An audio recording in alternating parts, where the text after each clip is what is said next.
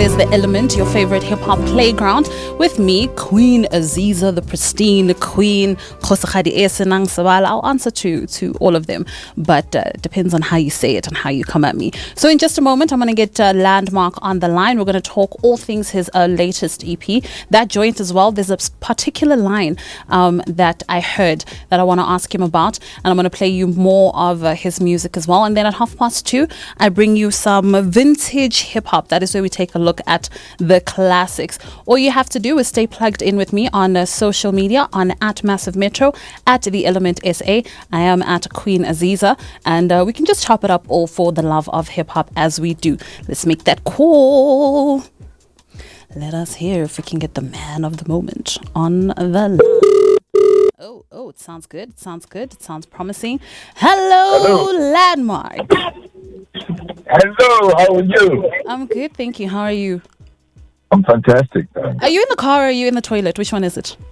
No, I'm in the car. I had to pull over because I was driving. Where are you driving to? We're in the middle of a lockdown. Some things have to get done, just because it's lockdown, doesn't mean everything has to come to a stop. So let me put you on the spot. What essential thing are you going to get right now as you are in? Somebody's got to get the paper, somebody's got to pay a bill or two. Paper, it's on guy. You don't know there's underground market, no last. You're going to get those things that are not easily accessible for other people, or something that is just unkosher. Tell the truth. It's kosher. Trust me, it's kosher. It's legit. It's above ground. It's just that it's not accessible for people. This could go on for days and days and days. What's poppin'? Welcome to The Element. Thank you so much for taking the time to rock out with me. Oh, no, it's a pleasure. Fantastic. I'm happy to be here.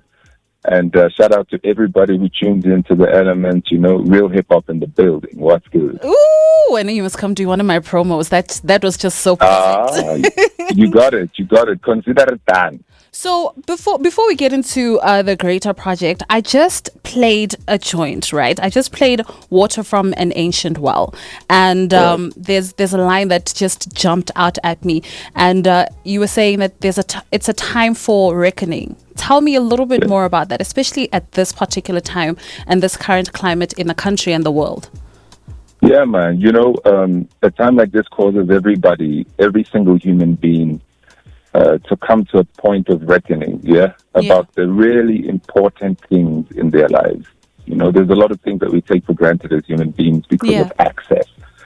And when you realize you don't have access, all of a sudden your priorities change and you begin realizing that there's some things that you had possibly neglected. Yeah.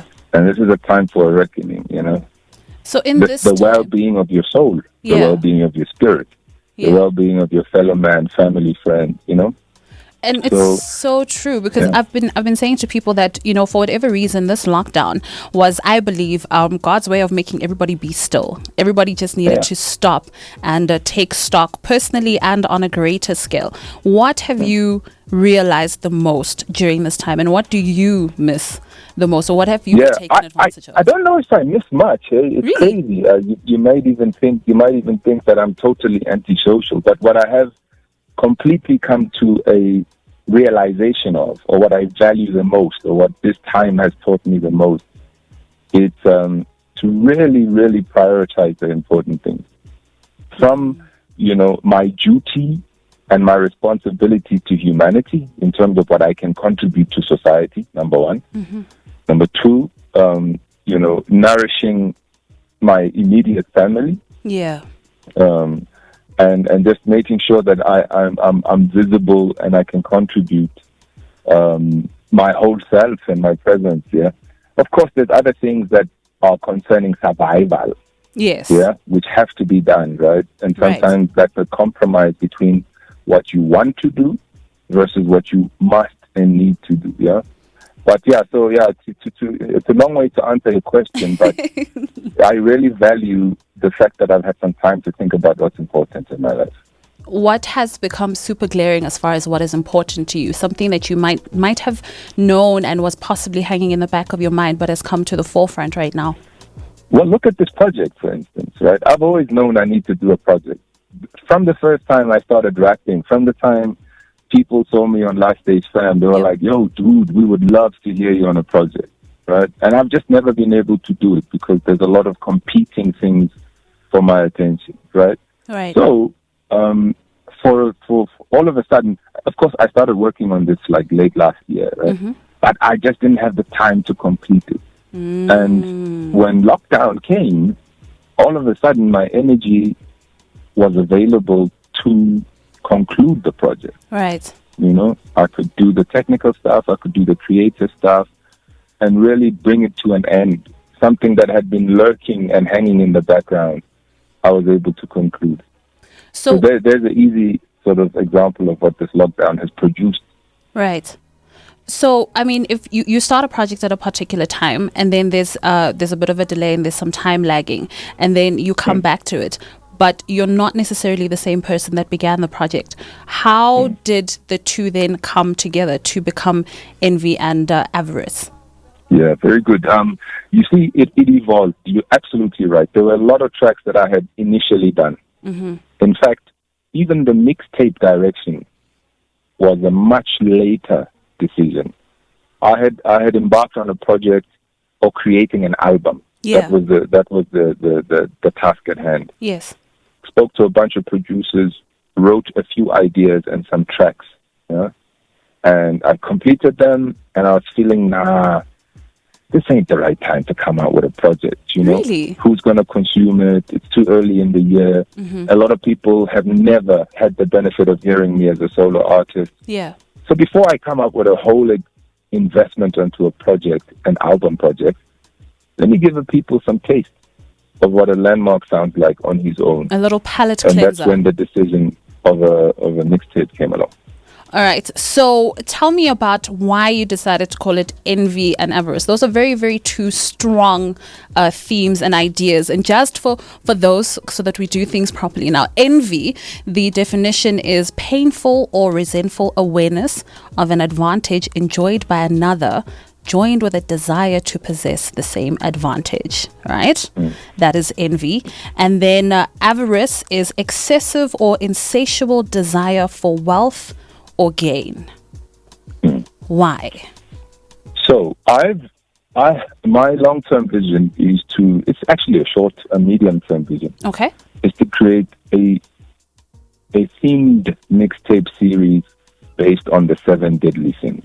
Ah. Right. So what I've decided to then do is I would tackle 2 of the sins at a time. Mm-hmm. Right. So the overarching theme is to include all the 7 deadly sins, which are pride, envy, gluttony, greed, lust, sloth, and wrath. Mm-hmm. So my best way of synthesizing a long list of 7 deadly sins was to take them 2 at a time. Okay. You know what I mean? So this is a long-term project, and I want to create a conversation, Azizzar. Right. I want to create a conversation about these things, which are concepts which are well known in humanity, but are hardly ever discussed in the arts, especially the musical form of art. I've seen it done in theater. Mm-hmm. I've seen a movie called Seven. It was with Brad Pitt and Morgan Freeman and Kevin Spacey. But I had never seen anything musical that had ever been attempted on that scale. So I figured, look, hip-hop is such a great medium. It's a point of communication. I want to talk about these things, and I want us as a society and young sort of vibrant and up-and-coming people to discuss how these things could affect our lives. Envy is like looking at somebody's blessings and neglecting your own. 100%. That's why we get envious. Yeah. You look at somebody, you're thinking, yo, that person's doing well. I wish I could be them. Meantime, you got a lot of stuff that you are great at, but you are neglecting because you're counting other people's blessings instead of your own. Right. Avarice is what has happened to to society's desire for this insatiable appetite for acquisition of wealth. Right. Sometimes at all costs. You know, families suffer. We become cruel to one another because we are on a path. Sometimes it sounds like a path of destruction, but we want every last piece. It's like we are sponges that absorb every last cent and we leave nothing else for society. We have no impact except the acquisition of money. I think it's kind of an empty pursuit. What of the people who say that, they feel that way because especially in this particular industry, there's this idea that you're only going to be hot for so long, and you need to milk it for what you can while you're in that position. What if somebody says that is their reason for behaving that way, for just trying to get as much as they possibly can, even at to the detriment of themselves and to other people as well? The problem, I have pity for those people, and I feel sorry for people. And I understand that we all come from disenfranchised situations. Yeah. We've all come from places of lack. And sometimes that's the main inspiration. When you've never had something, true, and you want to acquire it, you're willing to take that risk to get that, that cheddar. What I mean? Yeah. Hip-hop is all about, get your money, while you secure can. that You bag. You're hot for a while, be the man. But I think it's you quickly realize when you've amassed it that that's not all there is to life. Right. You quickly realize once you've got all the things that you've acquired or you wished for, that there's actually more to life. You've suddenly realized this is an empty pursuit. Now that I've got it, while you're pursuing it, it's great because you see rewards. You never had a car, now you got it. You never had a crib, now you got it. This Yeah. and this. But you quickly realize once you've amassed it. Michael Jackson, he's such a great singer. Yes. And a most recognizable person outside of Mandela and Jesus Christ, probably. What ended up happening to Michael Jackson? Yeah. He had everything that any single person could dream of, world fame and everything. And one thing led to the next. He took his life. I mean, come on. So I'm saying is, I know that that's what we want, especially from a country like South Africa. But all I'm saying is there's more to this. As the narrator of this particular theme and story, what have you experienced and how have you dealt with it? Because at the end of the day, if you're bringing up these deadly sins, these are not good things. These are things that need to be worked through. So from what you've had to deal with, how did you deal with it, and how would you then encourage or give tips to the next person to try and deal with that so that they aren't a cancer to society? Fantastic. All right. I've always wished I could look a certain way or have certain possessions, Yeah. And it wasn't up until I came to the realization that I got a lot more to give that doesn't look like the things that I desire. Sure. I was looking so hard at, I want to have this, I want to have that, I want to be this, I want to be that, I want to possess X, Y, Z. And it frustrated me when I couldn't obtain those things. Right.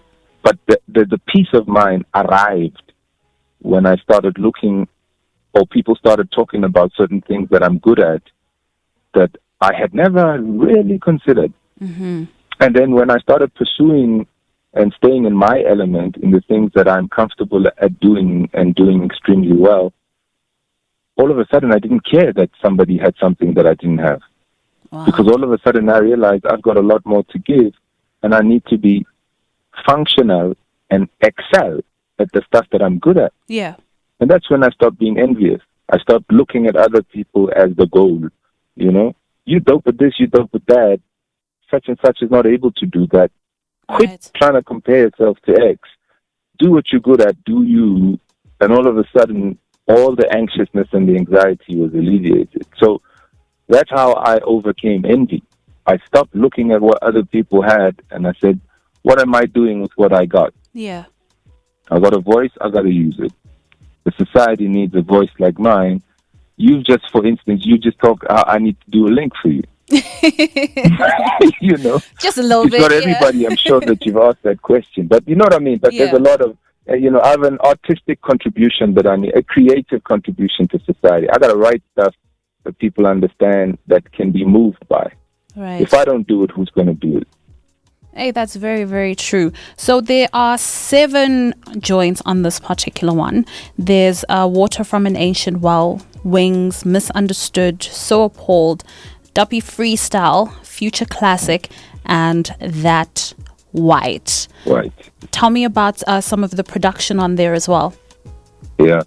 Another thing that people hadn't had the benefit of is hearing LandmarQ on non-traditional or non-boom bap beats. Right. So I needed to get people to hear Landmark on unconventional hip-hop beats, i.e. Drake. So, for instance, Water from an Ancient Well is from one of my favorite pianists. His name is Abdullah Ibrahim, South African legend, like the king of African piano. Yes. I love jazz, so I had to get something from him and relay a message of Landmark on a song from Abdullah Ibrahim. It's called Water from an Ancient Well. I used the exact same titles from those various artists and those various producers. The second one, Wings. Yeah. The Ryan Leslie Macklemore. That's right. That's something that other people had never ever thought that Landmark could rap. Landmark is known as an underground rapper, boom bap. They didn't think that he can rap on a Macklemore beat, right, or Ryan Leslie beat, and another reason I did this project, Azizzar, was to convey the multi-dimensional facets of human life, and that one person can exist in multiple dimensions. And you're doing that through showing all the different dimensions that you have as well as an artist. Yeah. So that was important. So then I got Kanye or Rizza on So Appalled, and then someone called Jota Rodriguez on The Misunderstood, which was something that people expected from me. Right. And then I went to Dappy Freestyle. They never thought Landmark could rap on a Drake beat. Yeah. Yeah. And then, of course, that a future classic is from Kev Brown, a dope producer who did Albany and many other projects. And then the last one was absolutely classical boom bap with DJ Premier's That White with Fat Joe, who had originally done the track. So the people can look out for a variety of producer contributions, and it's a wide spectrum. You get to appreciate, this delivery on multiple sort of productions. Are you going to take the same approach with the other EPs that are going to come out under Absolutely. the 7 Deadly Sins? Yeah, I'll still do 7 tracks on the next project. Yeah.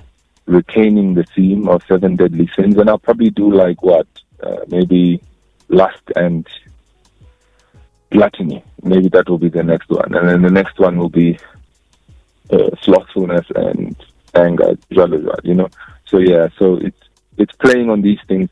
My main objective is, as you can see, I'm not talking about these things on every one of the tracks. In fact, I hardly ever address them in directly isolation. Like that, yeah.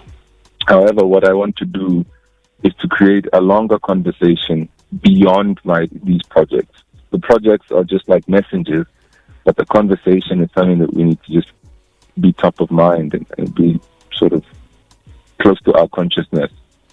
Now you're going to drop all of these EPs, and then we're going to get an album, right? Is this will the album have any of these similar themes or any similarity, or is it like, okay, here's the series, this is what I've got for you in this particular aspect, and then the album's going to be something completely different? Completely different. The album is going to be absolutely different. It's going to be local producers. It's going to be having a bigger local flavor, and it's going to be something completely different from this. This is a momentary sort of pursuit for this project, the mixtape series, and once that's out, I got everything off my chest, hopefully, and then I could enjoy. I don't think that will be the case. Life happens all the time, and from what I can gather, you draw a lot of inspiration from general everyday things and things that might not necessarily be seen at first glance. And with the way that the world is currently evolving, you will never ever have everything off of your chest. It's really true. Who knows? I mean, I would have never thought that we'd be in a lockdown. I mean, that's like stuff from the movies, right? Right? And who knows, man? Well, a big shout out to you. Thank you for kicking it with me. I really, really actually want to get you into studio for the next one. I can tell that we have a lot that we can really, really unpack and really get through these layers. So for now, as I let you go, please plug everybody on where they can get Envy and Avarice. All right. Yeah. Everybody, you can get Landmark's solo debut project called Envy and Avarice on Audio Mac and SoundCloud. It's a free project. for you to enjoy and just bang out to. But it's good hip hop, trust me. That's one thing you can know. I mean, aside. It's dope hip hop. I mean, aside. I mean, it's a bit okay. It'll do. Say that one thing for me one more time. Debut solo offering. Say it for me one more time. All right. This is the debut solo offering from LandmarQ, available on Envy and Avarice, available on SoundCloud, available on AudioMac. My social media is at LandmarQ on Twitter, at LandmarQSA on Facebook and Instagram. A big shout out to you. Thank you so much for kicking it with me. I will see you in studio soon. And for now, I'm going to leave everybody with some Wings by you. Have a good afternoon. Enjoy. Peace.